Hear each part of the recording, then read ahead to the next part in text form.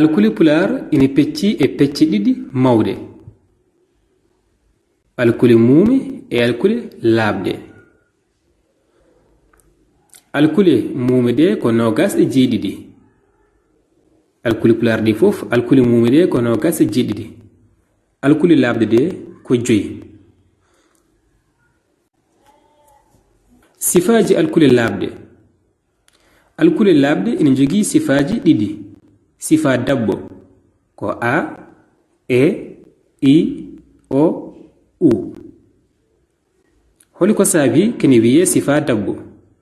Sabu ɗo alkuli laaɓɗe ɗe fof ɗe durtani ko ɗe daɓɓiɗinaɗe. Yeru sen bindi a ko a goto mbatten en cowata a o. E ko noon kadi ko e lawol goto bindiren. I o ko noon, o ko noon, u ko noon. Ko ɗum saabi ina wiye sifa dabbo nde wonno ɗe pooɗani. Eɗen mbawi rokkude hen yeruji. Yeru so tawi en mbi a hono awde, eɗen gandi a hono awde, ɗo awde fuddiri ko sifa dabbo. A o durtani.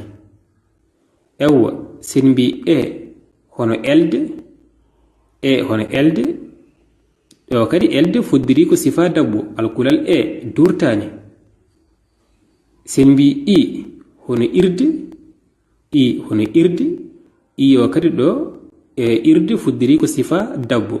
I o durtani.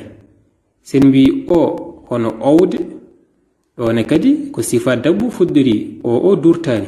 Sen mbi u hono urde, ɗonne kadi ko noon ko sifa dabbo fuddiri. To bange sifa durtuɗo o, wiire sifa durtuɗo so tawi alkulal lamgal ngal durti ngal sowama laabi ɗiɗi. Yeru ten bindi a e jii joni a o ina durti ko a laabi ɗiɗi. Dokken hen yeru a hono awde, ndeke awde e awde wona gotum. Awde ina durti ko sifa durtuɗo a o alay sago durta nde bindugol wawa sellude. Sen mbi e hono eerade, ɗonne kadi ko noon sifa o ina durti. Sifa alkulal e ngal durti. Sen mbi i hono irtude, i hono irtude, ɗonne kadi alkulal i ngal ina durti.